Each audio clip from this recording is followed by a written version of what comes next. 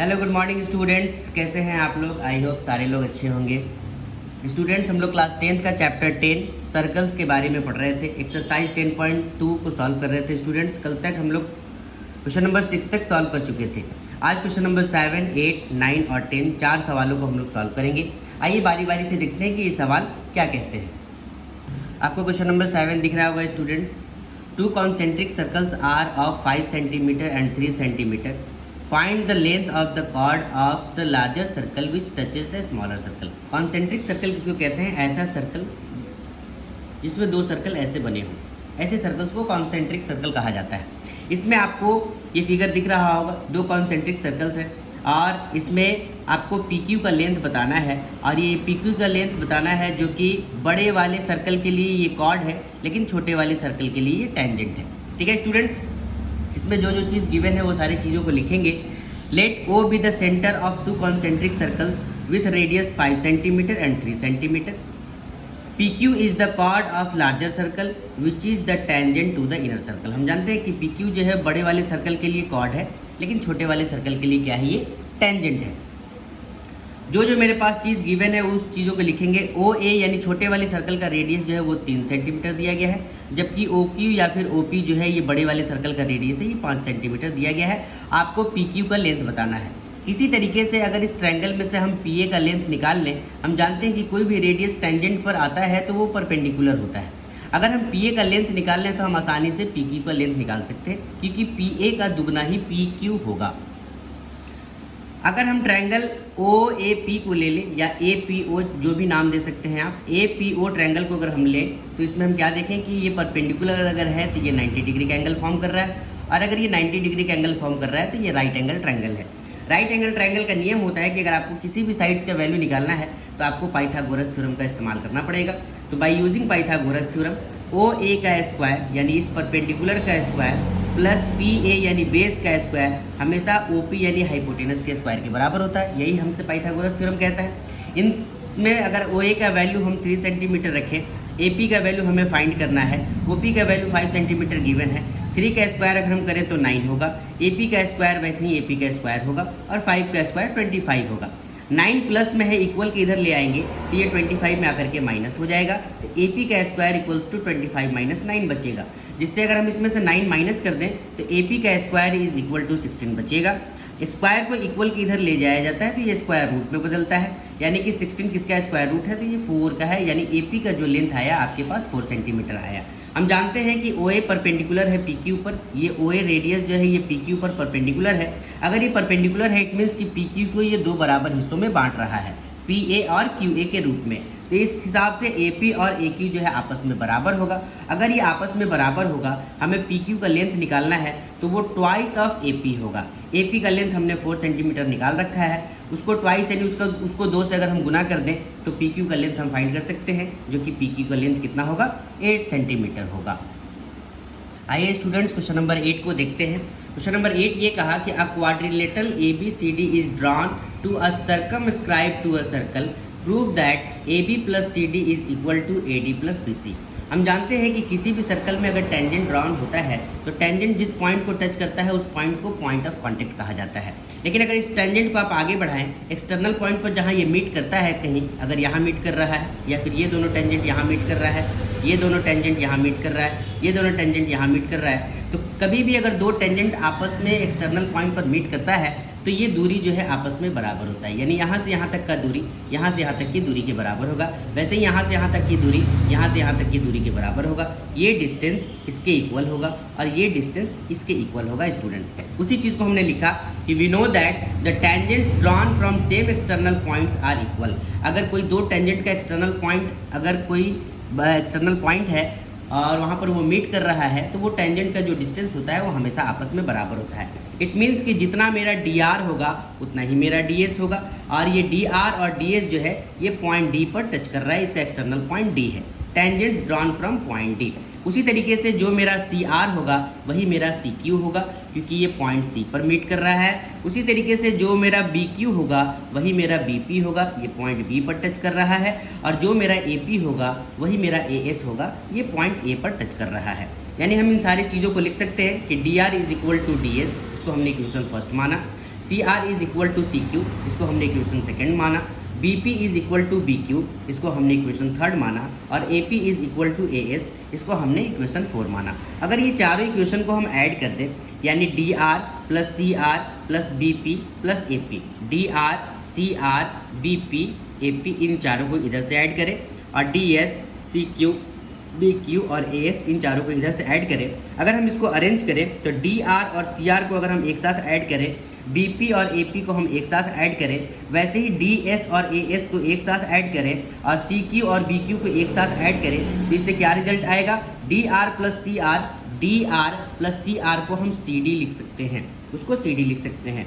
B P plus A P, B P plus A P को हम A B लिख सकते हैं। उसी तरीके से D S plus A S, D S plus A S, इस पूरे डिस्टेंस को हम ए डी लिख सकते हैं, और C Q plus B Q, इस पूरे डिस्टेंस को हम बी सी लिख सकते हैं।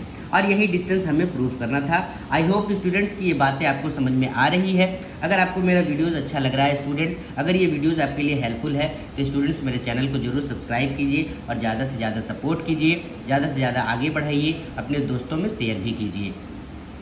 आइए क्वेश्चन नंबर 9 को देखते हैं स्टूडेंट्स। क्वेश्चन नंबर 9 ये कहा कि एक्स वाई और एक्स डैश वाई दो पैरेलल टेंजेंट्स हैं जो सर्कल के सेंटर ओ के साथ मीट कर रहा है पॉइंट पी पर और पॉइंट क्यू पर। इसके अलावा एक अदर टेंजेंट ड्रॉ किया गया ए बी जो पॉइंट सी पर टच कर रहा है, और ये एक्स वाई टेंजेंट को ए पर इंटरसेक्ट कर रहा है, जबकि एक्स डैश और वाई डैश वाले टेंजेंट को बी पर टच कर रहा है। इस पूरे फिगर में आपको ये बताना है कि ये जो एंगल है ए ओ बी, ये 90 डिग्री है, ये आपको प्रूव करना है। इस चीज़ को प्रूव करने के लिए हमने एक लाइन को ज्वाइन किया है ओ से सी तक को, जिसको हमने यहाँ लिख दिया कि ज्वाइन सी फ्रॉम ओ। इस एंगल को प्रूव करने के लिए अगर हम ये दो ट्रायंगल को आपस में ले लें, यानी वो ट्रायंगल का नाम है ओ पी ए और ओ सी ए, तो इन दोनों ट्रायंगल को अगर हमको कॉन्ग्रुएंट दिखाना हो तो हम देखें कि इसमें जितना ओ पी होगा उतना ही ओ सी होगा, यानी ओ पी भी इस सर्कल का रेडियस है और ओ सी भी इस सर्कल का रेडियस है, दोनों सेम रेडियस है सेम सर्कल के। उसी तरीके से जितना मेरा ए पी होगा उतना ही मेरा ए सी भी होगा, जितना मेरा ए पी होगा उतना ही मेरा ए सी होगा, क्योंकि अभी हम लोग पढ़े कि कोई भी टेंजेंट अगर आपस में कहीं एक्सटर्नल पॉइंट पर मीट करता है तो ये जो डिस्टेंस होता है ये डिस्टेंस आपस में इक्वल होता है, यानी जितना मेरा ए पी होगा उतना ही मेरा ए सी होगा। Tangents drawn from point A.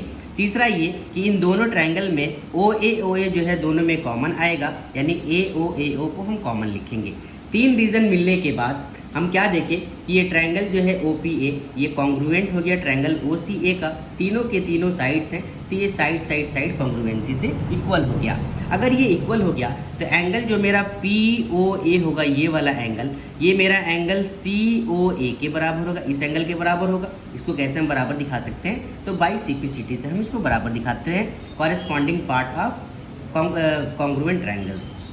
Again same उसी तरीके से अगर इस ट्रायंगल को और इस ट्रायंगल को हम ले लें, यानी ट्रायंगल ओ क्यू बी को और ओ सी बी को भी अगर हम लें तो इसको भी हम कॉन्ग्रुएंट दिखा सकते हैं बाई साइड, यानी कि साइड कॉन्ग्रुएंसी से। अगर हम इसको इक्वल दिखा दिए तो हम दिखा सकते हैं कि ये वाला जो एंगल होगा और ये वाला जो एंगल होगा ये भी आपस में बराबर होगा बाई सिपिसिटी से। इसको हमने इक्वेशन सेकंड मान लिया। हम जानते हैं कि कोई भी फिगर में जो स्ट्रेट लाइन होता है, स्ट्रेट लाइन हमेशा वो 180 डिग्री का एंगल फॉर्म करता है। अगर पी क्यू मेरा इस सर्कल का डायमीटर है, इफ़ पी ओ क्यू जो है अगर वो डायमीटर ऑफ सर्कल है, इट मीन्स कि एक स्ट्रेट लाइन है, और अगर ये स्ट्रेट लाइन है तो ये 180 डिग्री का एंगल फॉर्म कर रहा होगा। यानी कि अगर हम इन चारों एंगल को सम कर दें, इसको भी, इसको भी, इसको भी और इसको भी, ये चारे एंगल का अगर हम सम देखना चाहें तो वो 180 होगा। यानी angle P O A plus angle C O A plus angle C O B plus angle Q O B, यानी इन चारों एंगल का ऐड जो होगा, सम होगा, वो 180 डिग्री होगा। जिसमें से हमने क्या देखा कि एंगल जो ये चारों एंगल का सम 180 डिग्री है, और हमने ये देखा, हमने इससे पहले प्रूफ किया है कि एंगल पी ओ ए जो है वो सी ओ ए के बराबर है। यानी हम पी ओ ए और सी ओ ए को P O A plus C O ए भी लिख सकते हैं, या फिर सी O A plus C O ए भी लिख सकते हैं। अगर हम सी ओ ए को ट्वाइस कर दिए, यानी कि इसको हमने सी ओ ए लिख दिया, वैसे ही हमने सी ओ बी के लिए भी हमने क्या किया, सी ओ बी को ही ट्वाइस कर दिया, क्योंकि की ओ बी की जगह भी हम सी ओ बी लिख सकते हैं, जो कि हमने इक्वेशन सेकेंड में ये बराबर दिखा रखा है। तो हमने देखा कि COA जो है वो ट्वाइस हो गया और COB भी मेरे पास ट्वाइस हो गया। हमने यही दोनों एंगल क्यों लिया? क्योंकि हमें वैसे दो एंगल को लेना है जो एंगल AOB बनाता हो। अगर हम COA और COB को ले लें तो COA और COB को ले लें तो ये एंगल पूरा मेरा AOB हो सकता है। इसलिए हमने COA को ही ट्वाइस लिखा और COB को ही ट्वाइस लिखा। इन दोनों ट्वाइस एंगल का सम 180 होगा। अगर इन दोनों में से हम 2 कॉमन ले लें तो 2 बाहर आने के बाद ये डिवाइड में आ जाएगा। डिवाइड आने से ये 90 डिग्री हो जाएगा, यानी एंगल COA और COB जो है वो 90 डिग्री होगा। और COA और COB ये दोनों एंगल मिला करके क्या एंगल बनेगा? तो वो एंगल AOB होगा और यही आपको 90 डिग्री प्रूव करना था। आई होप स्टूडेंट्स की ये बातें आपको समझ में आ रही है। आइए नेक्स्ट सवाल को देखते हैं, क्वेश्चन नंबर 10 कि क्वेश्चन नंबर 10 क्या कहता है। आइए स्टूडेंट्स क्वेश्चन नंबर 10 को देखते हैं। क्वेश्चन नंबर 10 ये कहा कि prove that the angle between 2 tangents drawn from an external point to a circle is supplementary to the angle subtended by the line segment joining the points of contact at the centre. यानी question ये कहा कि अगर कोई 2 tangent आपस में किसी external point पर मीट करता है और यही इस टेंजेंट का जो रेडियस है अगर किसी सेंटर पर ये मीट करता है तो ये एंगल और ये एंगल का सम सप्लीमेंट्री होता है, ये आपको दिखाना है। सप्लीमेंट्री कहने का मतलब कि 180 डिग्री होता है, ये आपको बताना है। जो गिवन है पहले उसको लिखेंगे स्टूडेंट्स कि मेरे पास PA और PB are 2 tangents of circle with centre O। हमने कंस्ट्रक्शन क्या किया कि हमने OA को OB से ज्वाइन किया है, उस चीज़ को हमने ये लिख दिया क्योंकि फिगर में ये नहीं दिया गया था। हमें प्रूव करना है कि एंगल APB और BOA इन दोनों का सम 180 यानी कि ये सप्लीमेंट्री होता है।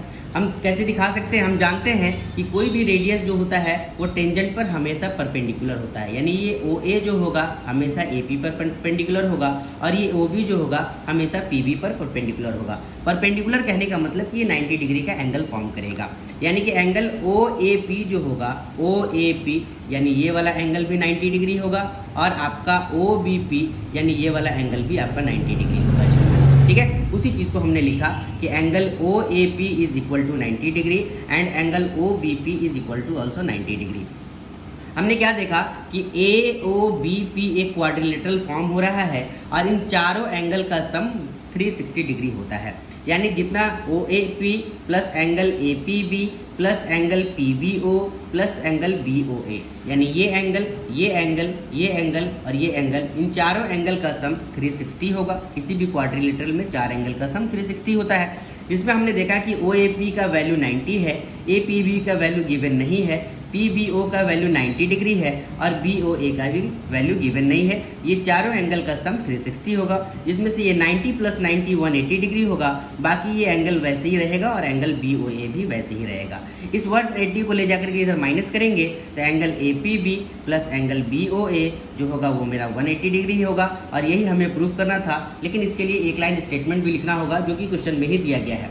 आपको ये लिखना पड़ेगा कि hence it is prove that the angle between the 2 tangents drawn from an external point to a circle is supplementary to the angle subtended by the line segment joining the points of contact at the centre. ये आपको line यहाँ से लिखने ही पड़ेंगे, ये statement आपको लिखना पड़ेगा। ठीक है स्टूडेंट्स, आई होप ये बातें आपको समझ में आ रही है स्टूडेंट्स। अगर आपको मेरा वीडियोस अच्छा लग रहा है, हेल्पफुल लग रहा है स्टूडेंट्स, तो आप ज़्यादा से ज़्यादा इसको सपोर्ट कीजिए, ज़्यादा से ज़्यादा आप शेयर कीजिए, अपने दोस्तों में शेयर कीजिए और स्टूडेंट्स ज़्यादा से ज़्यादा लाइक भी कीजिए और कमेंट भी कीजिए। Thank you.